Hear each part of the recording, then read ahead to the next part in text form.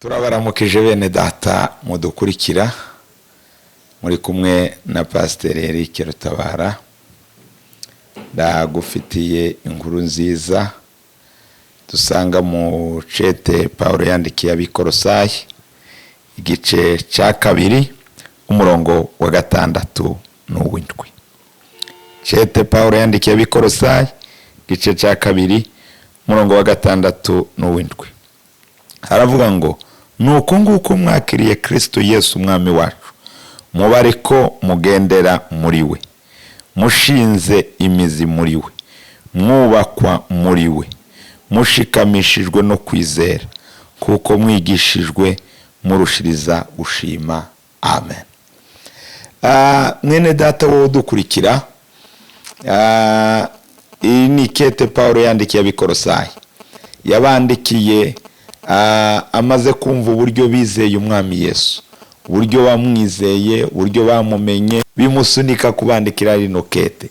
Arababwira ngo kurya mwakiriye Kristo, aba ariko mugendera muri we.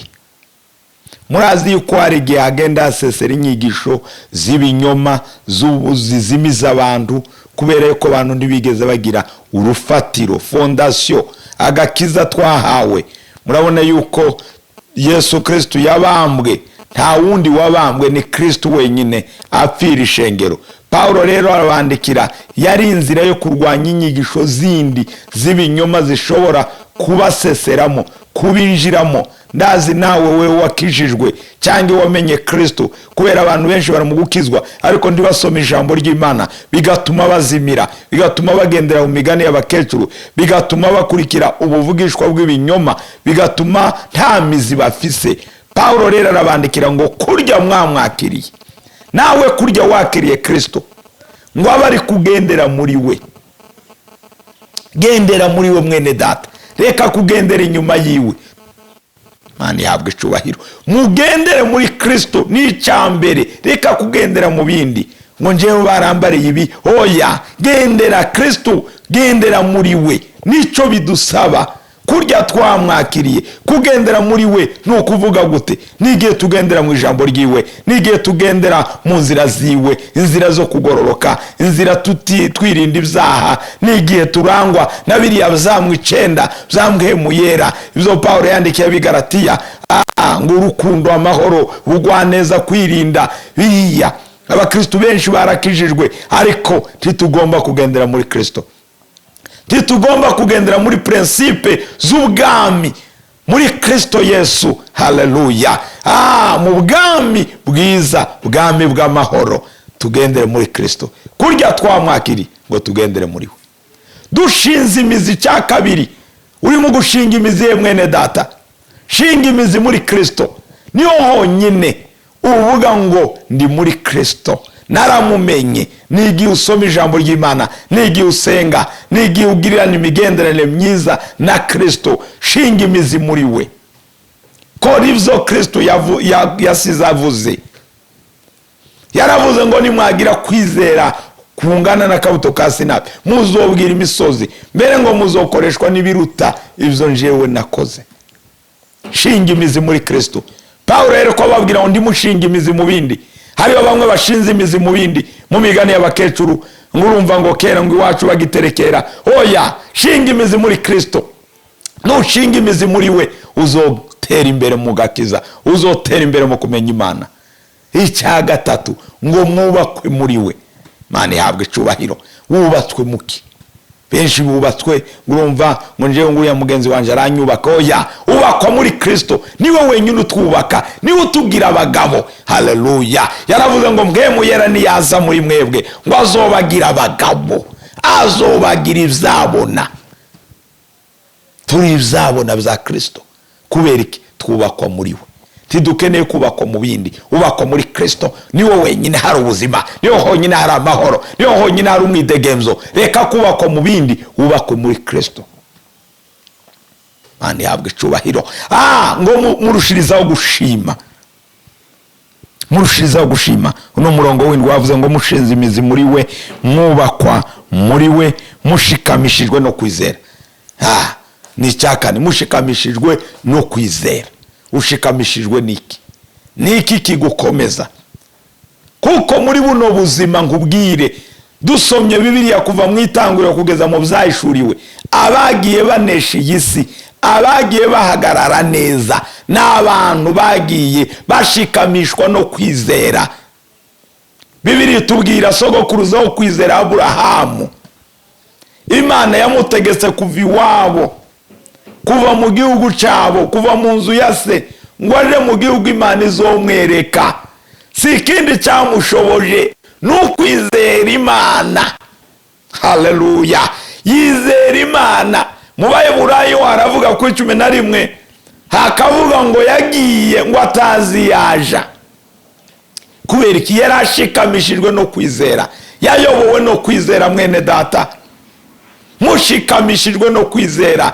Ibyo urimo nta kindi cyo gushikamisha, nta kindi cyo gukomeza, nta kindi cyo guha imbaraga. Shikamishwa no kwizera. Nta kindi kidutinyura, nta kindi kidushoboza. Ndashaka yuko mumenya yuko gushikamishwa no kwizera, abanesheje bose bashikamishijwe no kwizera. Ba Eliya ku musozi Karumeli bashikamishijwe no kwizera. Aravuga ngo tuzamuke ku musozi wa Karumeli, Imana ija kumanura umuriro, niyo Mana. Mu gihe hari hariho kuzazanirwa, mu gihe hari hariho confusion, kubera gushikamishwa no kwizera kwa Eliya, tuzamanuye umuriro. Shikamishwa no kwizera mwene data. Nta kindi. Ba Elisa, mvuge ba Elisa, mvuge ba Mose. Ngo Mose amaze gukura, ngo yanga kwitwa umwana w'umukobwa wa Farawo. Hariya mu Baheburayo 11:24, ngo ahitamo kurenganywa n'ubwoko bw'Imana, abirutisha ibihimbaro byo muri Egiputa. Nta kindi cyashoboje Mose. Kwizera hari icyo kwamwangishije. Nawe kwizera kwawe hari icyo gukwiriye kukwangisha, hari icyo gukwiriye kuguhebesha. Shikamishwa no kwizera. Nubwo utabona nta nzira, shikamishwa no kwizera. Kurya twakiriye Kristo, tugendere muri we, dushinze imizi muri we. Cyubahiro bene data, nasanze buno buzima turimo bw'agakiza, runo rugendo turimo, abamumenye nawe nimba utaramumenye, ndakwifurize kumumenya. Ibuye rizima ngo ryagawe n'abubatsi, ariko kuma ryaratoranijwe, rifite ububasha. Menya Kristo ahuri, va mu ntege nke, izere Kristo, niwe buye. Gushima nasanze cyatumye aba batubanjirize, abadusoma muri Bibiliya, aba bahizi, nta kindi cyabashoboje. Babayeho ubuzima bw'amashimwe, bashimira Imana. Ba Dawudi, vuge cyane kuri Dawudi mutima wiwe washima Imana, wahimbaza Imana. Amazaburi yiwe hari igihe nyasoma kumva ndatwawe. Ya 23 benshi murayizi. Uhoraho niyo mungere wanje, sinzokena. Urumva kuko yumva atwawe, akaririmba agatwagwa. Zaburi 103, umutima wanje himbaza Uhoraho, ngo ndiwibagira ibyiza yagukoreye. Nta kindi tumuhimbaza ryari, nigihe tuba tubayeho ubuzima bwo gushima. Shima Imana. Uri umukristo utaramumenya, hindukira. Abakiriye Kristo mugendere muri we. Tugire hari ibituranga, twame biriya byamwe 9 byambwe muyera. Bubu buzima bwacu bene data, dushime, tugendana umunezero, kuko iyo ushima wamana umunezero. Ariko twebwe kenshi nama ndangara n'uriya mudamu wana, ngo yahora aduga ishiro uko umwaka utashe, akaja gushima Uhoraho kandi azi yuko yamuzibye inda. Nawe hari ibyo uvuga ngo bino byaranze, Uhoraho yamuzibye inda, ariko bandanya aja kumushimira. Dushima Imana ikiri ku buzima bwacu, ntabwo tuyishima cyane kubera ngo yaduhaye ibi nibi.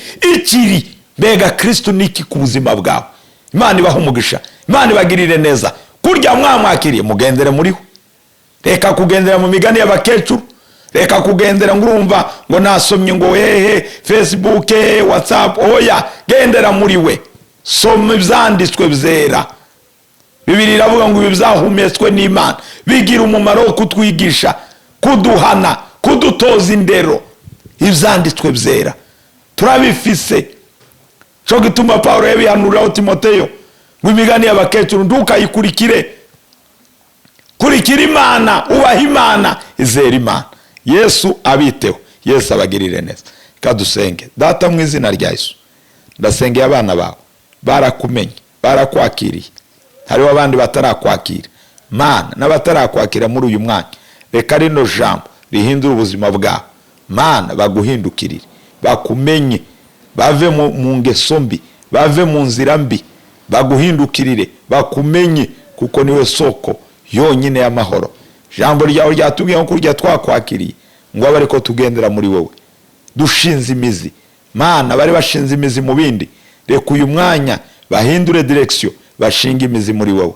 Ndagushimiye kuko bashoboza Mwami, bubakwe mu kwizera, bubakwe muri wowe, bashikamishijwe no kwizera, ngo barushirizaho gushima. Mana, reka umuntu wese mushoboze guhagarara muri izi principe zizotuma bandanya urugendo, zizotuma ashishikara kwizera kandi agukorera. Cubere komeza kubicawe, tubisenze twizeye mu izina rya Yesu Umwami wacu, amen. Yesu abahezagire.